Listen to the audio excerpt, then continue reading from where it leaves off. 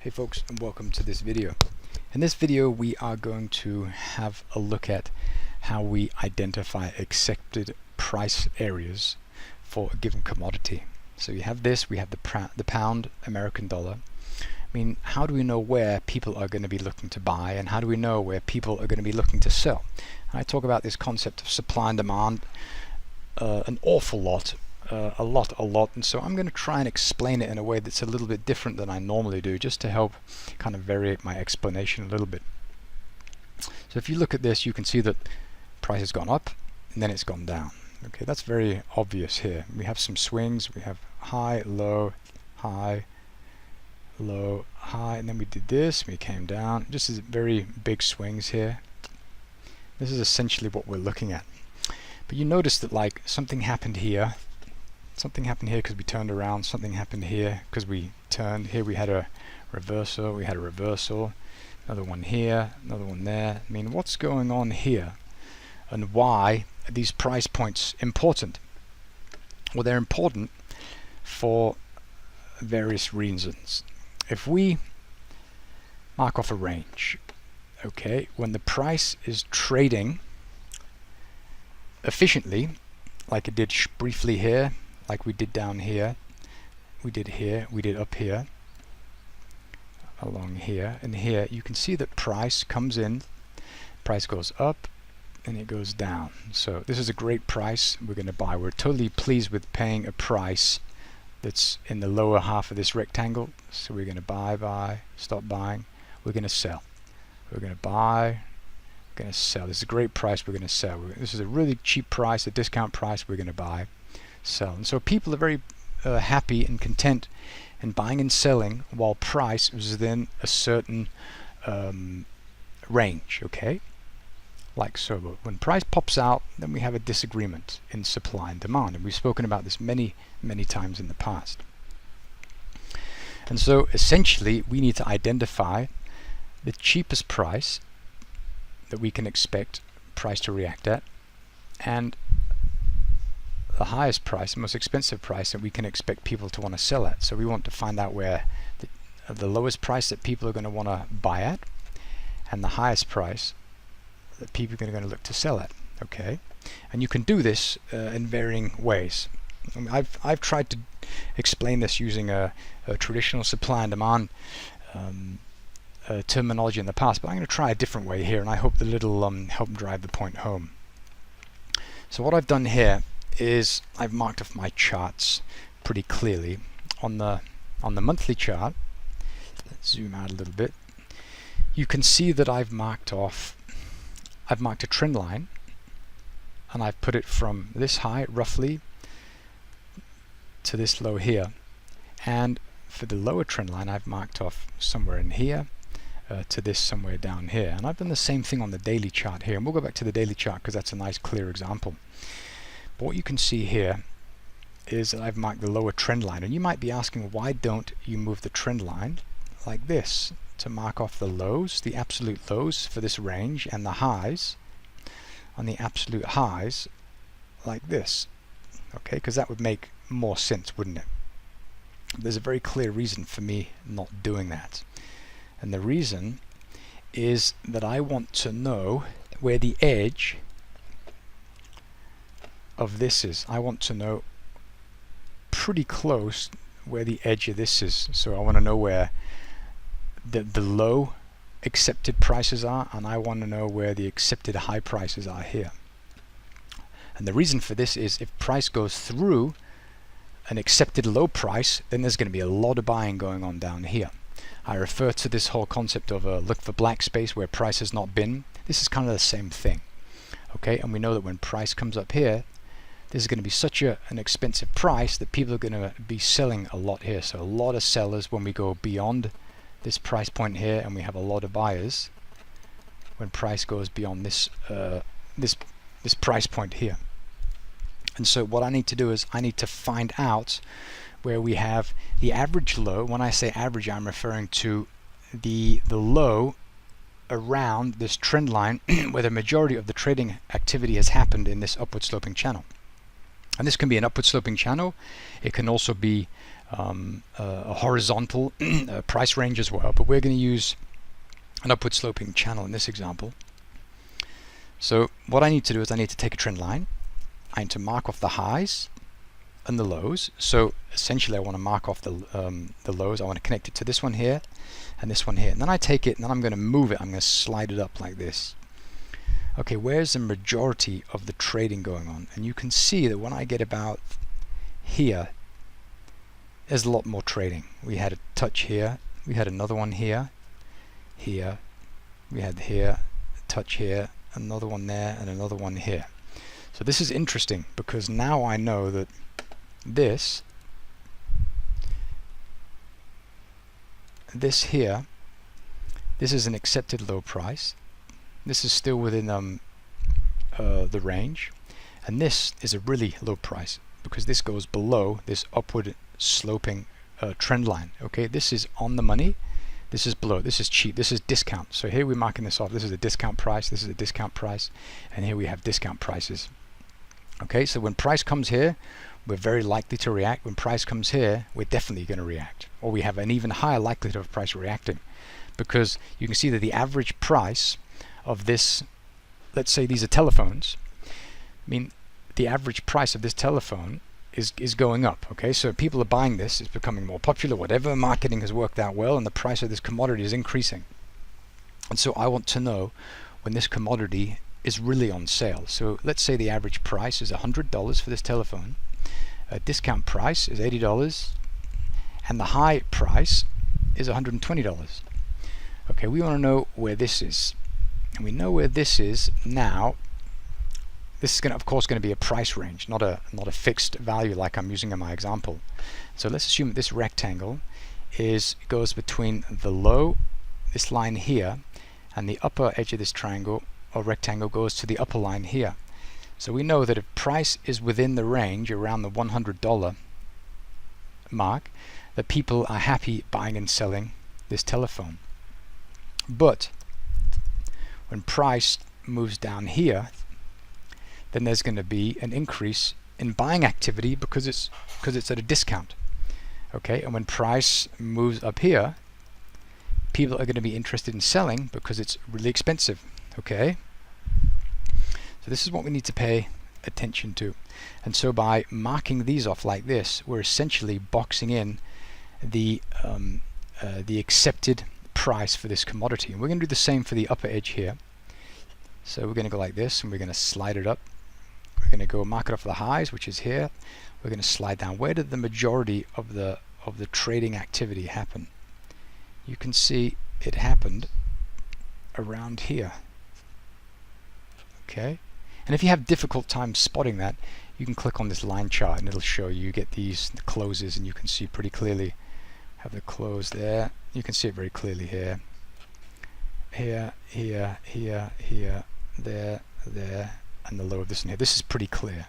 Okay, so we'll put back the bar chart or the candles, and we'll go like that. Good. So now we've identified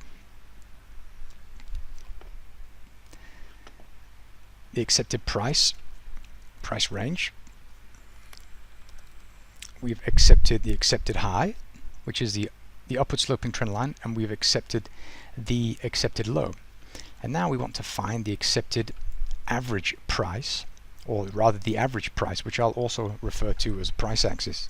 And if any of you have used the Pipnotic Price Action Pro, which was a project I initiated back in I think 2010 or 2011, this piece of software identified the price axis.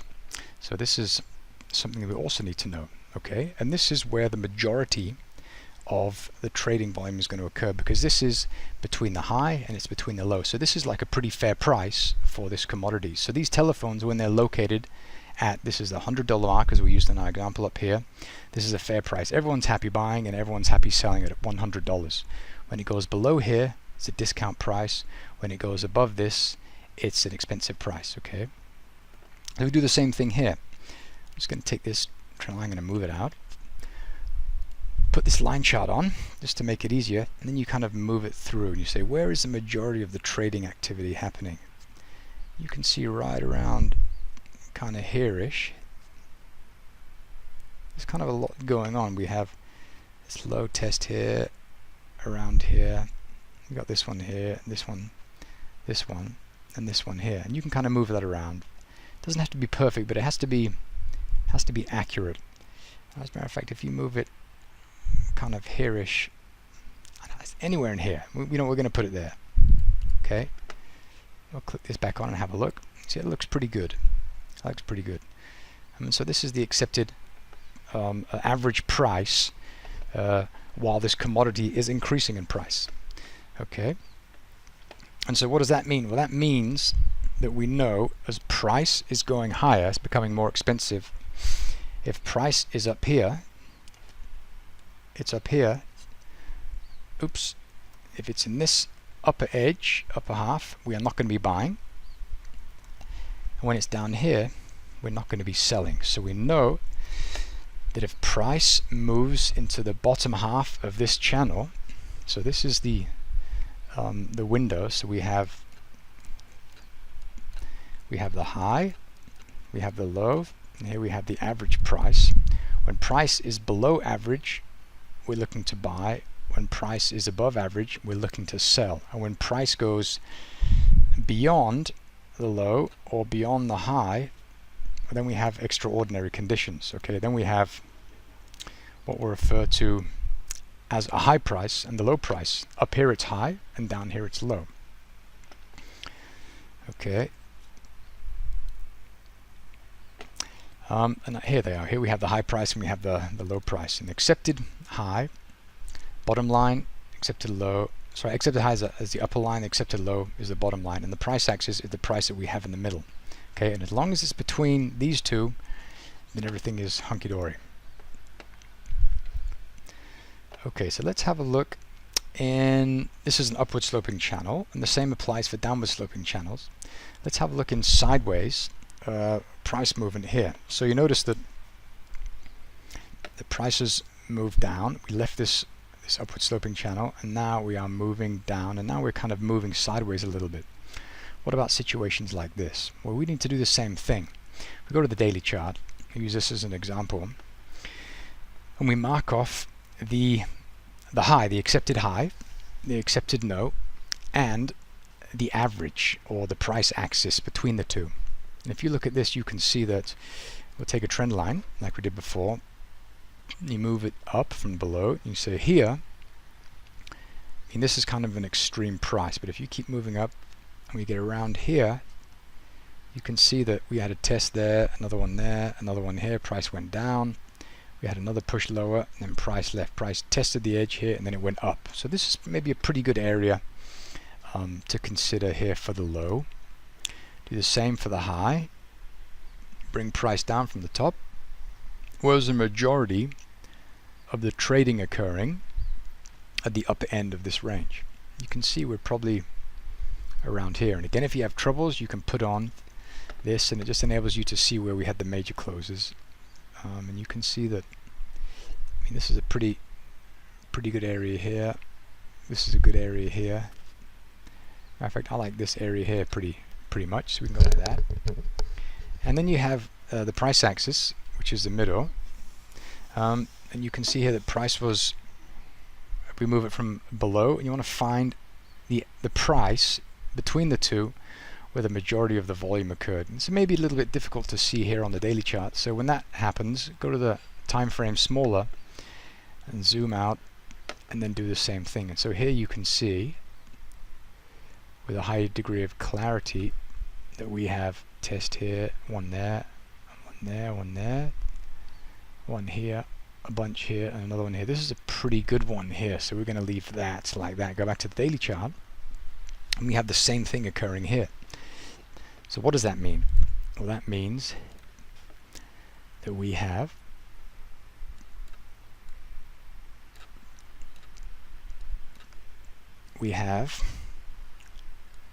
just going to draw a bit of art here. We have a low price. We'll call, I don't know, CL commodity low. We'll call this commodity high. We'll call this accepted high. This is the accepted low, and this is the average. or the price axis, or accepted median, whatever you want to call it. And so you know that when price is down here, it's discount. When price is up here, a little bit expensive. When price is up here, it's very expensive. When price is down here, it's very cheap. What does that mean? That means that when price moves below this accepted price range, it's going to attract buyers. So we're going to see some buying occur as price moves lower here, okay? We're going to see a lot of buying, and this is why you often see when price moves below these trend lines, it snaps back very quickly, like here as well, okay? And here we had price went down and it snapped back, okay? When price went kind of through it here, it snapped back, it went through it, snapped back, went through it, and it snapped back. We saw the same thing from above as well. It went up here and it snapped back, went up here and it snapped back, okay? And so it's just showing you where we have like I don't like using the word overextended, because nothing is really overextended, because everything is relative, okay? And so it's just a very high price and a very low price for this commodity when the majority of the trading volume is located in this little quadrant here. Cheap, expensive, accepted high, accepted low, and this is the average price. I mean, isn't this a really interesting and effective tool to help you find out where you can get great value? I think it really is an amazing tool. And the cool thing about this is you can do it on any time frame. And so you can do the same thing here. Let's remove these weekly charts, sorry, these monthly lines, and we'll use the weekly. So I put this on. We do the same thing here. So we look at a price structure, get a trend line, and this is essentially, you know how I say like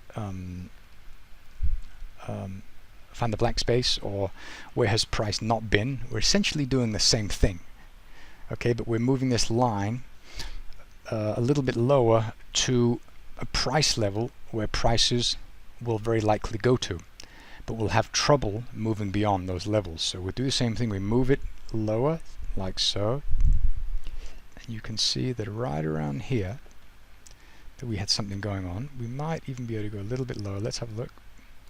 Let's maybe do this so we can see. I mean, this looks pretty okay here, doesn't it?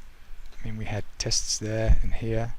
Price went up, we went through, and then we left. And after price managed to form this high above this this accepted, like the accepted high, then it moved in.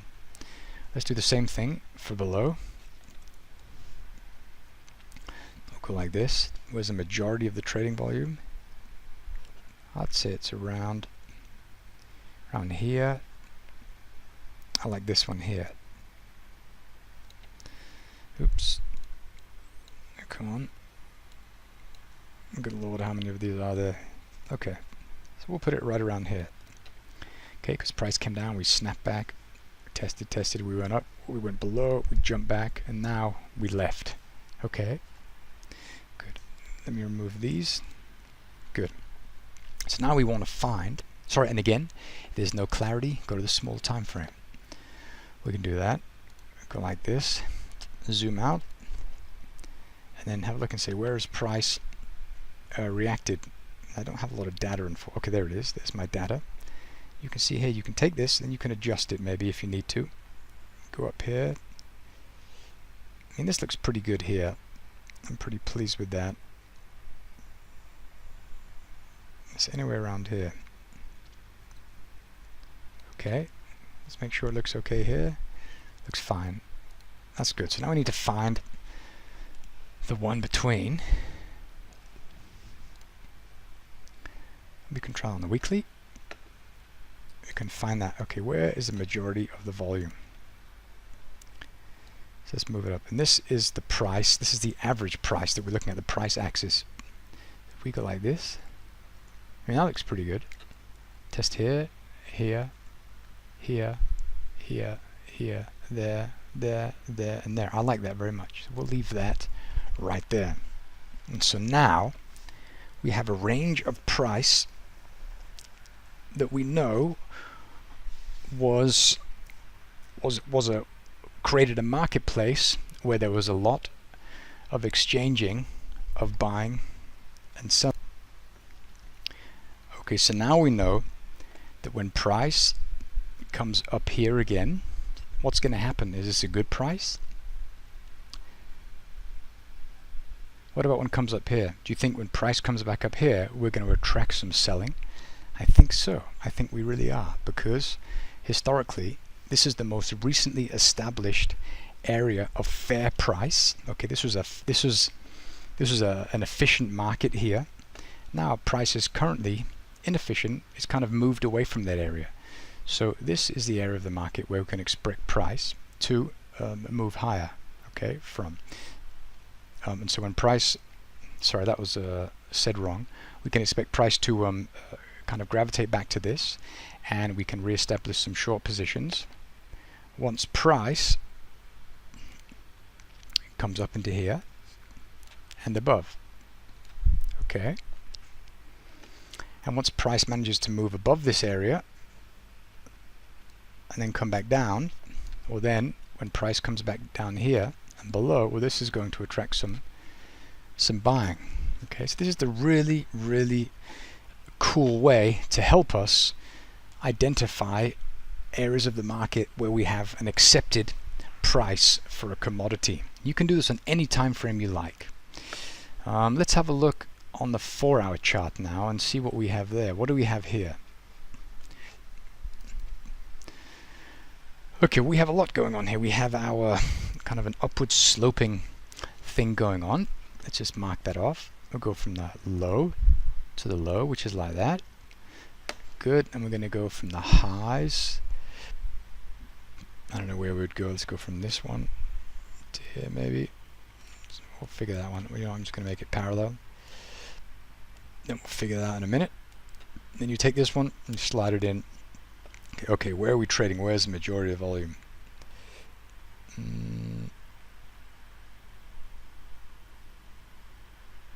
Maybe here-ish. This looks okay. This looks pretty good. And the reason I'm saying this is because when price went below that, it snapped back. Here it snapped back like that, okay? And so you can see very clear, this is also good. We just have to change the angle.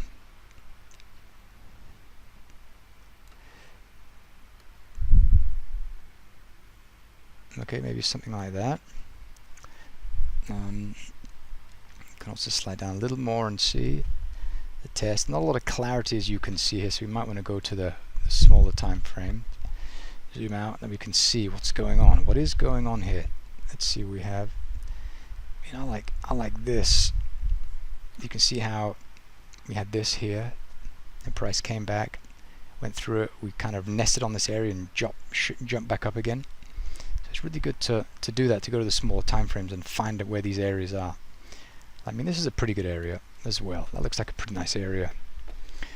Okay, let's do the same thing with this. We're going to go up, make this parallel.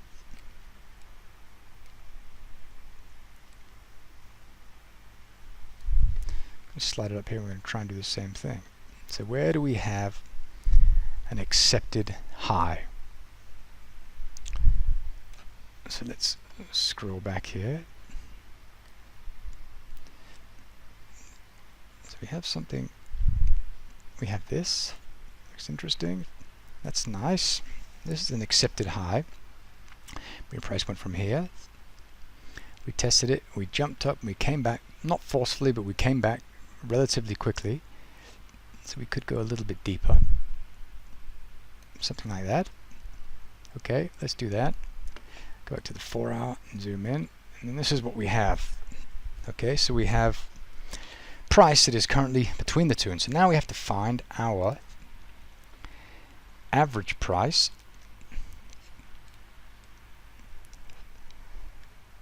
We'll do that by doing this. This is a pretty good level there. I like that very much. You can see how price, this functioned as a pretty effective axis for this. So I like this very much. But if you're unsure, it's really cool, like a little trick to go to the line chart, because it shows you the closes. Then you can move these around a little bit better. Maybe you can get like a slightly better fix on it. I'm thinking maybe we can even bring this one down a little bit, or up. There, can you see that this one lines up nicely, and this one, and this one, and that's pretty cool. I'm going to leave that. And you enable it and you see what it looks like. What does that look like? That looks okay. That looks okay. And we'll go back again, line chart, we'll do the same with this one. I remember I used to do this, use the close chart or the line chart. I used to talk about that, I mean, a long time ago, long time ago. I haven't used that for a long time, but it just helps. It really helps to show you like where we had these major closes, because this is pretty much where we have some important price points. And this looks like a really good one just here. You can see, test. And it doesn't have to be perfect, it just has to be kind of roughly, because if we're here or if we're here, I mean it's in the middle. You can see the price managed to move around that area pretty effectively. And I like this one here. We'll do this one there. So now we have our average, we have our high, we have our low, we have our average accepted price. So this is the accepted high, accepted low, and this is the average of the two. Okay, and so we know if price, let me draw here. So here we have accepted high, have accepted low. Here we have the average, and this here, this is discount, and this is expensive.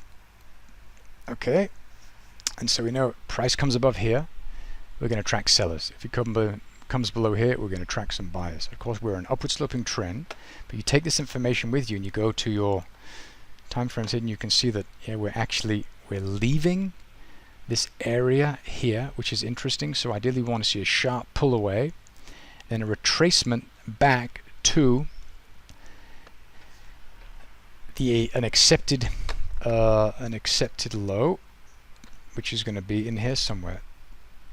Okay, ideally if price comes through that, that's even better. That's even better. Okay, let me go.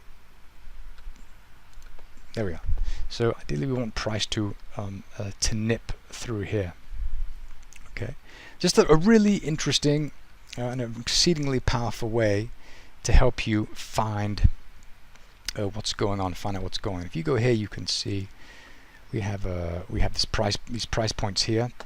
We have the daily one down here that focuses here. Then we have these upward sloping and these upward sloping here, and they're really good because you can use them in range bound markets like this, but also upward sloping and downward sloping markets alike. So it's just a very effective way to help you identify accepted high values, accepted low values, and averages that you know are going to be relatively or very price sensitive in the future. So here, as we spoke about, we had an accepted price range. Price just moved between these for a very long period of time, and this goes back to 2009. So there's a lot of trading there. Okay, and so this is a deviation from the mean, and this is a deviation from the mean. So this is essentially price returning to the mean. So when price comes up here, it's going to be a low price. When price comes up here, it's going to be expensive price. So this is a good place to sell from here and above. Okay, good. All right, enough information, but I hope this is this new way of explaining supply and demand is useful, because essentially, I mean, if you look at a normal price chart like we do here, I mean, you're seeing the same thing, but it's just really nice to sometimes view the same problem from a different angle. And so we're still looking at it through the glasses of supply and demand, but now we are trying to find accepted prices in the market.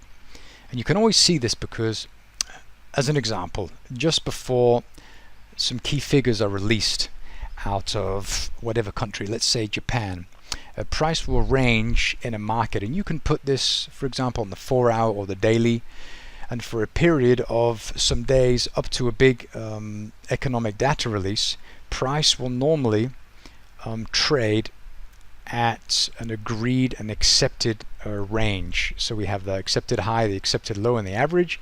And once the data release comes out, it will typically either move higher or move lower from there. And what is that? Well, that is a price inefficiency, which has left a liquidity void in the wake of this big move. And so the normal thing for price to do is to move back to where price, rather to an accepted price range prior to this data release. Because what happens when data releases come out? Well, liquidity will typically dry up, and so this is why you get these very big price spikes and movements, is because the price has to travel much further to find willing buyers and willing sellers. So when you mark a few charts like this, then you know where those willing buyers and the willing sellers are located. Okay, 30 minutes, I'll wrap that up. If you have any questions, please send them in via the forum, and I will get you next time. Thank you very much for watching.